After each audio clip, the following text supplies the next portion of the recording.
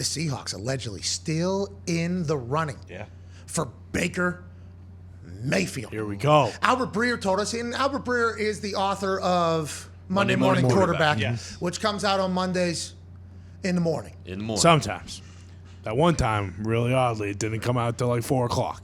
Yeah, it's just Monday afternoon. He might have had a power shortage in the uploading, and it had to come out in the afternoon. Fair. But anyways, Albert Breer told us, look for these mini camps to all take place, and then teams to get back into business or stay out of the business. Everybody wants to see what they have, how the rookies look, how the team looks, how the quarterbacks that they're thinking about going into the season look. Seattle Seahawks currently re-signed Geno Smith, traded for Drew Lock within Russell Wilson trade, and everybody's assuming that maybe is still an open competition. Who's going to be the quarterback? Albert Breer said, look for after mandatory minicamp. Now, Josina Anderson is basically tweeting that I'm told the Seahawks still have a high level of interest in acquiring quarterback Baker Mayfield and behind the scenes are open to contractually extending him. So that's a big deal. Huge. Per league sources, I also know that the process of collecting information and insights into Mayfield is still ongoing. So them being open to contractually extend him is telling them, although maybe the Browns and us don't want to pay you $18.5 million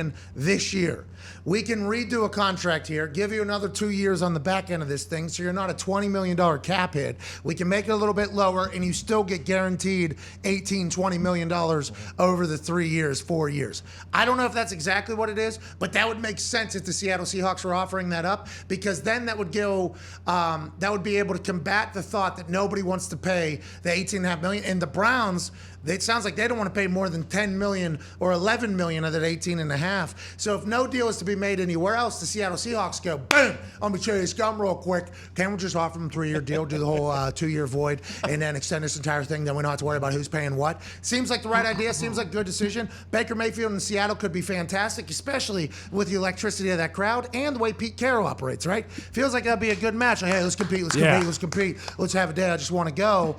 We don't know how and why it happened the way it happened in Cleveland. Maybe Seattle's the right spot. Maybe this is the right way to get a deal done. I love whenever people go outside the box to get a deal done, to make something happen that they think will make them better. Will it pay off in the end? We shall see. Yeah, extension kind of gives Baker a little bit of that comfortability too. Like, hey, I can just go out and sling it, and I don't have to worry about the fact that, maybe next year I don't have a team. And if they do take on the entire contract, the Seahawks, wouldn't that kind of give them almost more chips to be like, hey, and also throw in a second or a third round pick because we're taking this entire salary off your hands? Yeah, and I don't know if Seattle will love the fact that the extension conversation was leaked public here, but that's Josina being on the inside. Yeah, that's right, sorry. Because Seattle loses some leverage with Cleveland in the trade, right? Because, I don't know. Maybe not, because Baker's going to have to be a part of the conversation anyways if he wants to get extended. If you're Cleveland, why not just pony up a few more million and get this out of the picture? Get it out of the conversation. They don't know if they have a quarterback yet, right? Yeah, Schultz, Josina Anderson reported about the Seahawks still have an interest in Baker. Have you heard anything about that? And would they take the entire contract from Cleveland? Yeah, I'm glad you asked, because I was just talking to an assistant GM about this, and basically the bottom line with Mayfield is he's owed about 18.7. Would Cleveland take on a portion or a considerable chunk of that? The answer potentially is yes. Seattle now has Geno Smith and Drew Lock. I don't think either one is the future per se. Both are, well, in Drew's case, still a pretty young player, but I would be surprised ultimately, though, fellas, if Seattle went the Baker Mayfield route. I feel like they would have done it already. And I know Carolina's been rumored. Obviously, Sam is still there. But to me, the Browns still need to figure out what's going to happen with Deshaun Watson. And ultimately, if they, I know Jacoby Brissett's there, but do they keep Baker Mayfield as a contingency plan should Deshaun be suspended for 8 games, 10 games, the whole season? But to answer your question in a vacuum, I would be very surprised if Seattle went the Mayfield route. What do you know about the Mayfield situation in Cleveland? How'd that end so bad? Why? When did it get that way? And should we have seen this in different times during the season last year? No, I think it progressively has gotten to this point. 2 years ago, he had a really good season, and he was healthy. And then last season, everything went essentially into the dumps. He cratered. The offensive line didn't necessarily protect him. He had the shoulder problems. He played through it. It was just a nightmare. But I think bigger than that, fellas, is the leadership or lack thereof on his part. That's what I've heard. And talking to not only players, but coaches, GMs, there is a sense around the league that Baker Mayfield is still a really immature guy. And even if he's healthy, do you really want to deal with that in your locker room? And from my perspective, he has not been the face, the leader of that locker room really since day one. He's never been able to get to that point, which as a number one pick, you would hope that happens. AJ, is immature the same labeling as distraction? That can be, right? He's fucked then. You get labeled as a distraction or anything like that around the NFL, it's over. You can grow up though. Can he grow up? Like, Jordan, don't you think he could go if he got the right opportunity? And he had a good year.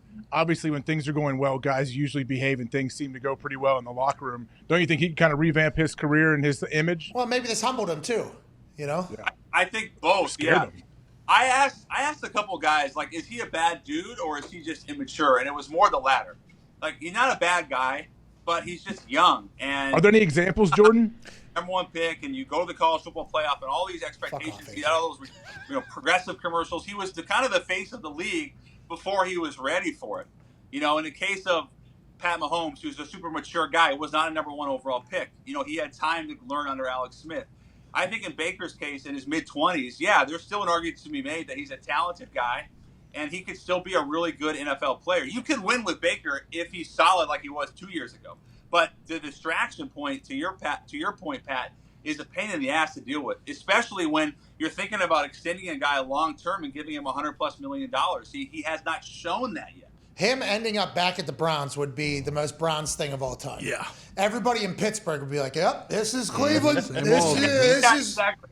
I mean, we knew he wouldn't be at minicamp, but like the longer this goes on, you could easily argue that Cleveland loses more leverage and it becomes more unhealthy. And ultimately, if he is there and he is starting week 1, for example, hypothetically, how dysfunctional would that be? And that would be pretty indicative of the Jimmy Haslam ownership. Listen, it's only awkward if you make it awkward. That is in every situation since the beginning of time. Somebody told me that when I was in high school. I believe it was Ryan Larman, because we were about to walk into a situation in which Wise words. Everybody in the party we were walking into hated us.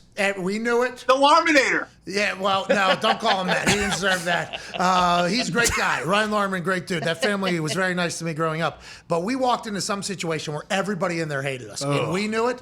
And he literally looked at me right before I walked in. I'm a couple years younger than him. It's only awkward if you make it awkward, like kid almost. And then we just walked in there and bubbly, hey, like we're supposed to be there. And it just kind of, everybody else just settled down.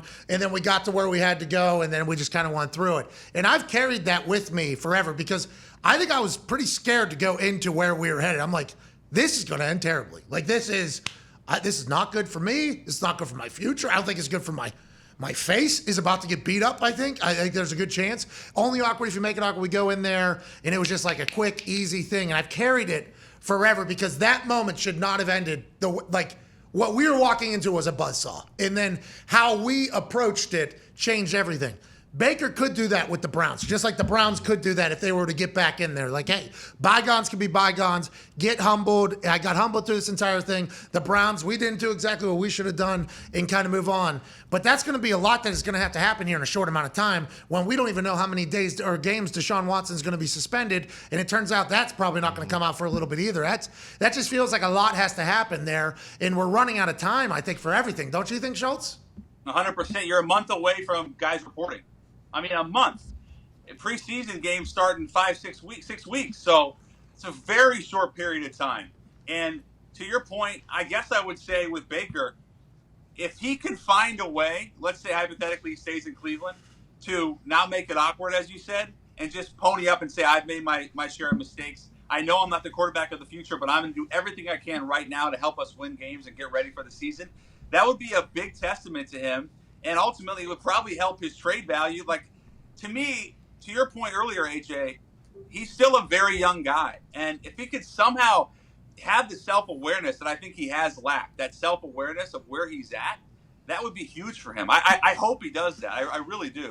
Schultz, there's that video that always gets played of him walking down that sideline. And I hate to mention this because I'm a Baker guy. I like Baker. I think he's been through a lot. I enjoy watching him play. I think last season was fascinating, interesting, looking along. But every time somebody shows it from somebody that's been on the sideline a lot, I mean, in my position was to be on the sideline, to watch the quarterback in a situation walk down the entire sideline and nobody even look at him. Like nobody even look at him or talk to him. It's like, oh, we should have known then. Like something's going on. You know, like something. And then the OBS stuff about OBJ, and none of the teammates really came out to bat for Baker. They're almost like anonymous sources were like, yeah, like the way OBS is speaking is like how a lot of us feel. It's like, oh shit, like what?